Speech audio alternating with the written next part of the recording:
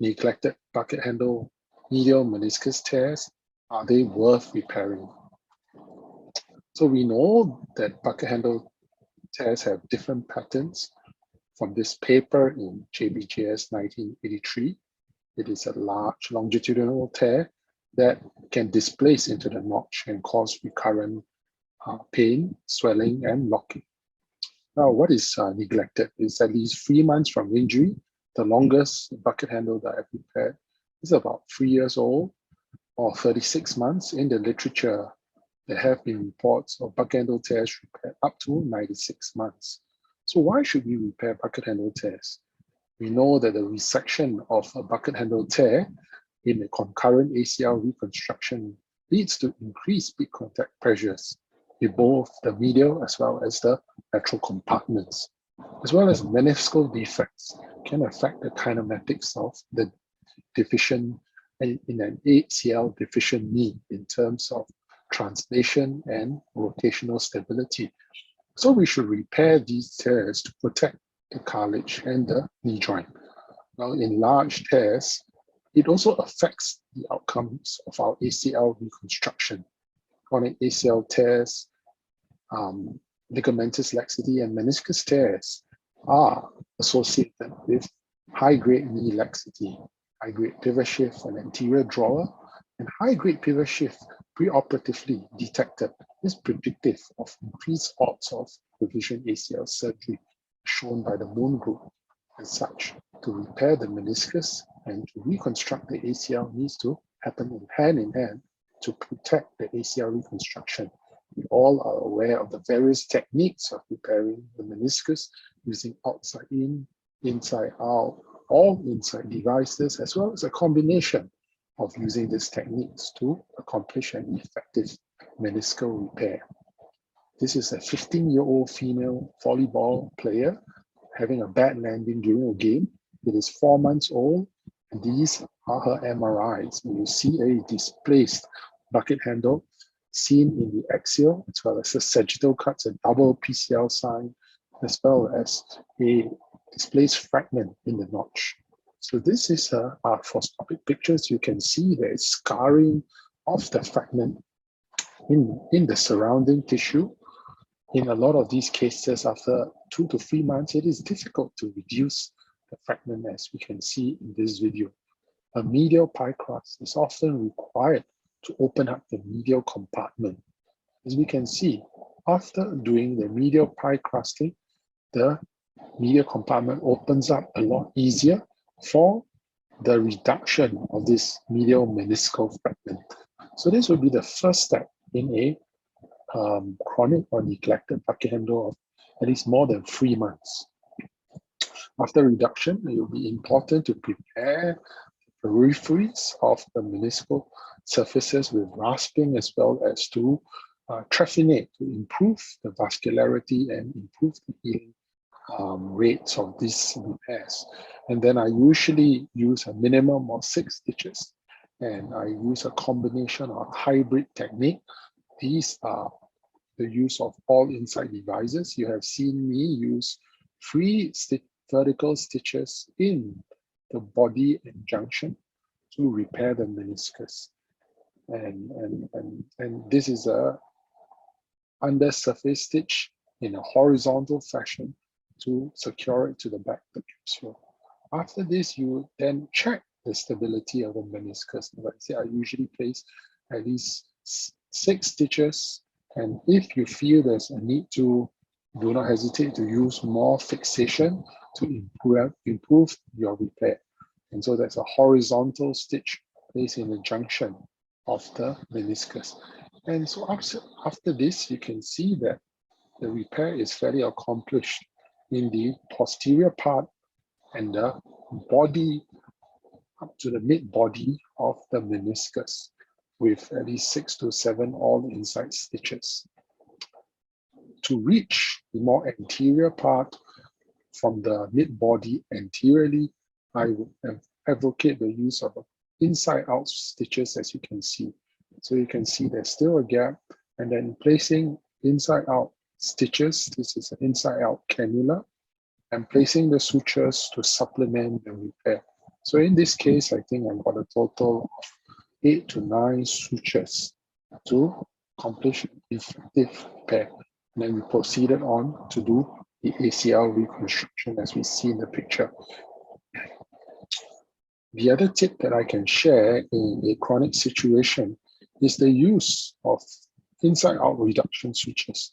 So you see the rasping of the meniscus after a medial release, and the reduction is achieved. And using inside-out reduction sutures, we then can hold the fragment to prevent it from redisplacing. And subsequently, then we can start the repair in the posterior horn using an inside-out device. You can choose whichever inside-out device that you like. And with that reduction stage held in place, this would then accomplish the repair in the posterior horn without the meniscus redisplacing.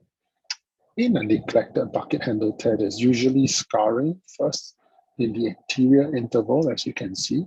So what is required is to release some of this scar tissue that we can see using either a vaporizer or a shaver.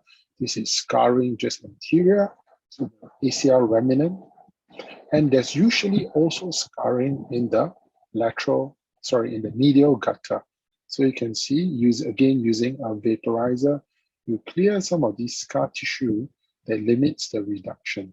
So besides rasping and shaving some of the scar tissue, I use a vaporizer in the more chronic neglected bucket handles to clear some of these scar tissue that we can see.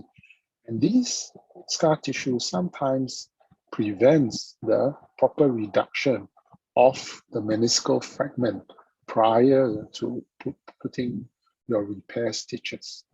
Okay, so you can see the use of a vaporizer as well as a shaver to then clear this scar tissue before we proceed on to do the meniscal repair, as we can see. I also use the skid as an adjunct to reduce the displaced fragment prior to putting my all-inside devices. So we can see we have repeated the post-operative MRIs. The top ones show the pre-operative displaced bucket handles in the sagittal, as well as the coronal cuts in 24 months. Even tears that are up to 1, 2, 3 years have been repaired successfully using the techniques that I've talked about. In some cases, some of these displaced tears are associated with large osteochondral injuries, as in this case. And you can see that it's an osteochondral fragment, and the displaced bucket handle tear has to be sort of reduced to allow us to see some of these chondral injuries a bit clearer. So again, using a combination of hybrid sutures, we actually reduce the displaced fragment and then repair the meniscus using inside-out, all-inside devices. And you can see using a flexible type of all-inside device that allows us to reach in the junction. This is a device that's going into the posterior horn, as well as inside-out sutures, as you can see, the inside-out cannula. And then this is a flexible all-inside device. So this gives us effective repairs and reducing the meniscal fragment prior to doing a mini open to do the repair of this significant osteochondral fragment. So I would like to share the tips for a bucket handle tear. I use a slotted cannula. I place stitches in when it's unstable, one stitch in the capsule. I place the stitches in the regions with the best tissue. I usually place a stitch in the corner, right at the corner. This helps to prevent tear extension. I use a combination of vertical and horizontal stitches. I said I use at least more than 6 stitches for bucket handle tears. You also need to be aware of the depth limiter that you set to allow for safe introduction of these implants so that the implants can be deployed and they do not cause a risk to the neurovascular structures. We have published these techniques in arthroscopic techniques, and we have also looked at the use of all inside devices in relation to the location of the portal, and how safe it is to be used. So this is published in Arthroscopy in 2020. So try not to repair the posterior horn or the lateral meniscus with the device coming from the lateral portal, because that brings the device closest to the neurovascular bundles posteriorly. So what are the results of bucket handle tears? So Feng Hua reported a healing rate of 82% on second arthroscopy. Well, Aduzoni had a systematic review where it said that bucket handle tears had a failure rate of 29%. These are based on many studies that use older generation repair devices and have mixed methods of reporting. This is long-term results, mean age of 22 years, mean follow-up of 114 months, minimum of 5 years.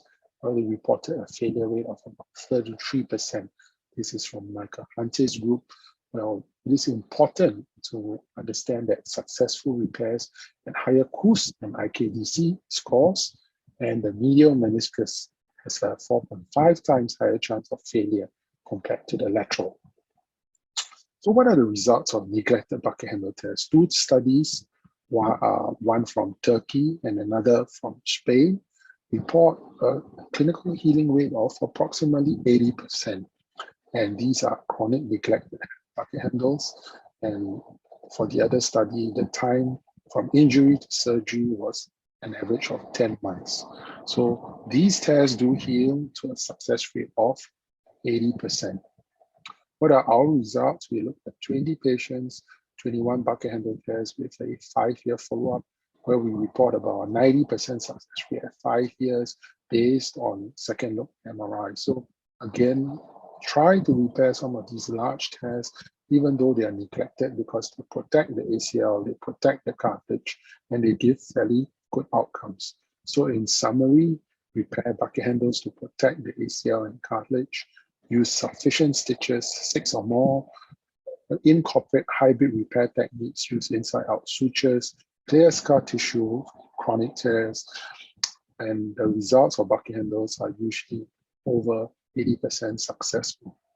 So thank you very much once again for inviting me. Till we can meet again. Hope we can either travel to Singapore and can travel to India soon. Stay safe and healthy, everyone.